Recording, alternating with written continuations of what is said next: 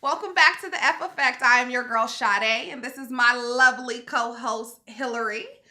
Join us as we break down week 2 in NFL football. It starts now. Let go.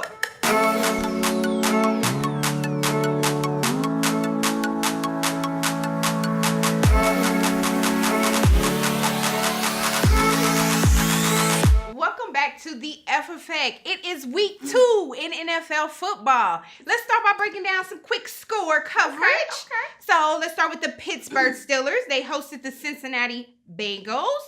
Pittsburgh came up with a victory of 24-16. Highlight of that game was Big Ben. Ben Roethlisberger did his thing. Just like wine gets finer with time. So he was very good, poised at throwing that ball. You know, and when he couldn't find somebody, he ran it in. So shout out to Pittsburgh with the win over the Cincinnati Bengals, 24-16. Tippy-toe Ben. Tippy-toe Ben. Carrying on to the Los Angeles Rams, they hosted the Seattle Seahawks in their first home game as the Los Angeles Rams. And they came up with the victory, 9-3. Very low scoring game. Highlight for me was the Seattle Seahawks. Their lack of, Wilson got sacked 4 times and they never scored a point in the red zone. So that was pretty tough. But shout out to the LA Rams for getting their first win at home with a score of 9-3. And then the highest scoring game of the week was North Carolina Panthers against the San Francisco 49ers. That score ended with the Panthers at 46 and the San Francisco 49ers at 27. A lot of scoring happened in that game, but one person that stands out, we talked about him last week, gotta mention him again, Calvin Benjamin. Calvin Benjamin is huge. He's a huge guy, just, his statue, but a huge factor to the point that it makes me wonder. It makes me ponder a question. I'm not doing this with you. I know where you're going. I can't ask the viewers a question. No. Go ahead. All I want to know is if Calvin Benjamin was with the North Carolina Panthers during the postseason last year, would there have been a different outcome? It's just something to think about. Just something to think about. Comment at the bottom and tell me what you think. Just something to think about. Just something to think about. Because defense wins games. And you know what? We had so much pressure on Cam, he couldn't do nothing. So in my opinion, it wouldn't have mattered if he would have threw that ball to Calvin. It just doesn't go. It just didn't go do it. Broncos. North Carolina Panthers, again, shout out for your victory over the San Francisco 49ers with a score of 46-27. So that's just a few score recaps. If we did not hit your favorite team or you want to check out all the scores, please look below at our score ticker to get those score updates. Yes. So now let's go into our favorite teams.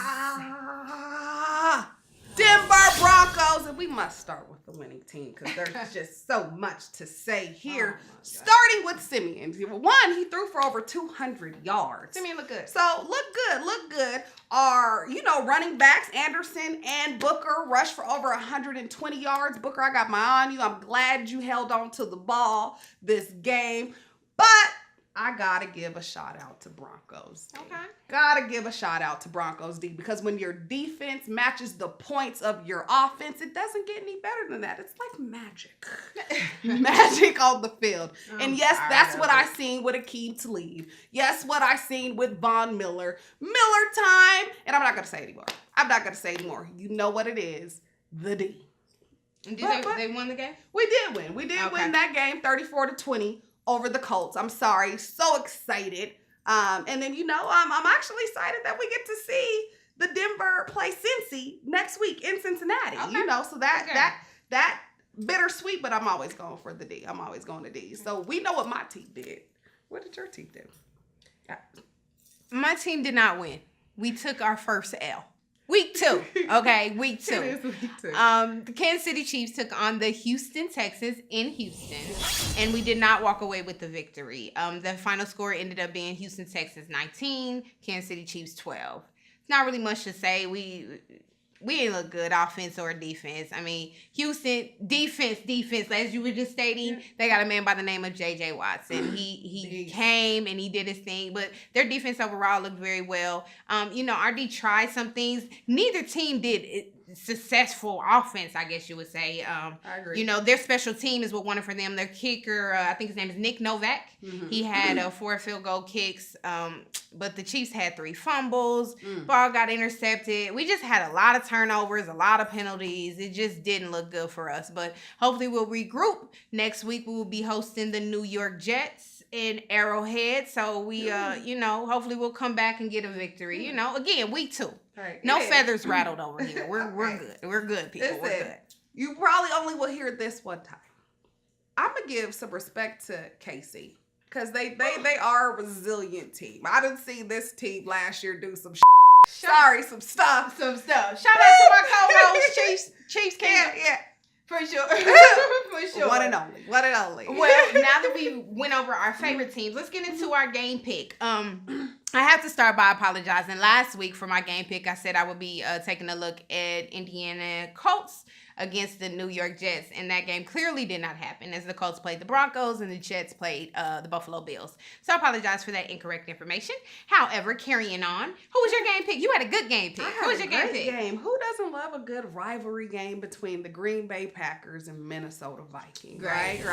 And surprisingly, Minnesota Vikings came out on top, you know, clinching the win 17-13. A lot goes out. Hands to you, Sam Bradford. Yeah. He did his thing. 15 days. 15 days recently traded from the Eagles. Yeah, so 15 days he did his thing. But I'm going to give it the hats off to their defense, right? Yeah. Because the defense put so much pressure on Rodgers. He couldn't do anything. He couldn't do anything. 5 sacks, 3 fumbles. I don't know. But the question that I had, though, is who is Stephon Diggs? And I found out really quick. Stephon Diggs, right, 9 catches for over 182 yards, did his thing. I see you. So good game, you know, Minnesota Vikings, 17-14. They did their thing. That was a good game. Good rival game. They had a loss, but we'll talk about that later. Yeah, they did. You know, I checked out I went to Thursday Night Football. I checked out the New York Jets against the Buffalo Bills. It was a good game. So not everyone knows, but the Buffalo Bills' current coach is Rex Ryan, who actually used to be the head coach for the New York Jets. So that was cool to see him come back and play his old team. Everybody knows Rex is a defensive coach, so it was indeed a defensive game.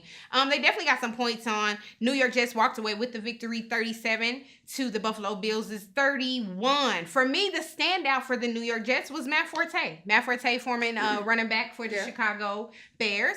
He had 3 touchdowns with 100 yards and carries, so he did his thing. Of course, they have other pistols. You have Brandon Marshall and Eric Decker. Marshall missed a couple of good passes, but he made up for it at the end. He caught a pass, which ultimately led to Decker getting a touchdown. So it's pretty good. They're Ryan Fitzpatrick, their quarterback. He's a nice quarterback in this league. He found a way to shut down Rex Ryan's D, so that was great as well. It was a good matchup between Darrelle Revis, who's the cornerback for the New York Jets, versus Marquise Goodwin, who's the wide receiver for the Buffalo Bills. So that was a nice little matchup. Marquise did get carried out of that game for concussion issues, but I think he's okay. But like I said, overall, it was a good game. The New York Jets did end up with that victory, 37 to the Bills 31. Next Thursday, we will see the Houston Texans take on the New England Patriots in New England. For Thursday night. They're going to kick out the week 3 of football. I was like, who's the quarterback? No, this is a serious question because why are you saying that? Let's go on and take it to the F Effect Man Down report. So why would you ask who's the quarterback? Man, because we got to start with Jimmy G. Jimmy G, the secondary quarterback for the New England Patriots, is out due to a shoulder injury. So good thing. It's only 2 more games. It's only 2 more Brady will be back in 2 more games. Yeah. And then just moving on to season running back Arian Foster for Miami, right? Growing.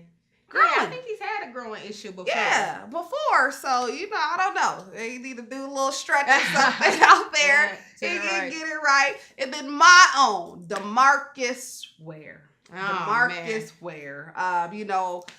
Defense of end for the Broncos. Broken forearm. Did you get nervous? Nah, because that secondary is a beast. Yeah. It's a beast. And you know, Shane Ray stepped in. Shane Ray stepped in, so I can't. But a hard injury that, you know, when I was watching last night's game, Adrian Peterson, running back for the Minnesota Vikings. That's tough. Very tough. Very torn meniscus. So we don't know yet. As soon as we know how long. Do you come back from a torn meniscus? I don't know, because he's had injuries. I hate to hear that for Adrian. And just for the Vikings, they just get so many blows. So hope he pops back if he can pop back. But one, too, that just like sort of rocked me. I know you mentioned concussion a little bit earlier, is PJ Williams, the cornerback for the Saints. He was actually carted off the field and placed in the ambulance and rushed to the hospital due to, you know, he had a few blows to the head and neck area. Hard hit. So, you know, it's always scary. It's always scary. And so for those that we did mention and for those that we did not mention who were injured in week 2, we are praying for you. We are wishing you a speedy recovery so that you can get back on the field and do what you love to do most. And that is play football. Play football. Yes. So, you know, just to liven it up, and, you know, I've just read it, but it's been on my mind because, you know, I love the heat. You know, I love the heat. What's going on? It was hot as hell yesterday and today. Oh my goodness. It's like we in the heart of the summer. It's so hot. I think they sat on the field for the Bronco game. It was like, what, 88, 89, which really means with the sun beaming.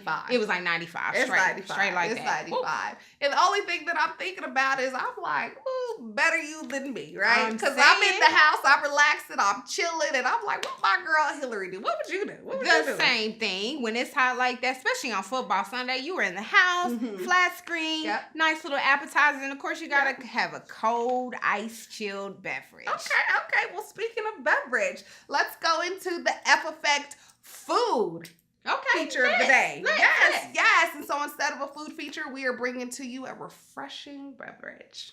Check it out.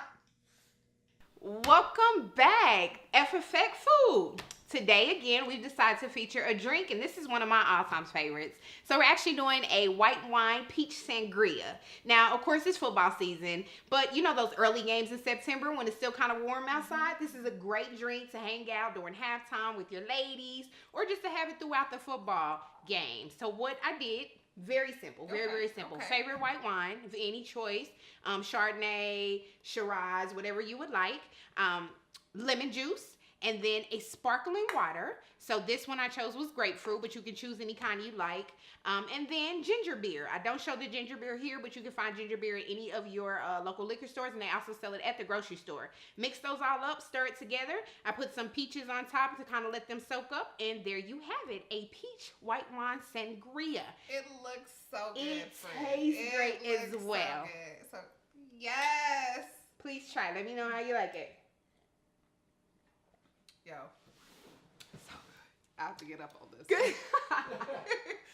It's so good because it's so like light and refreshing. Yes, and you got to be careful to creep up on you. Oh be drinking them all day. You got the sangria on them, you know. So we served it chilled, but you can also put it over ice if you would like. But just a great light, refreshing drink to you know get the day going. This is really good, friend.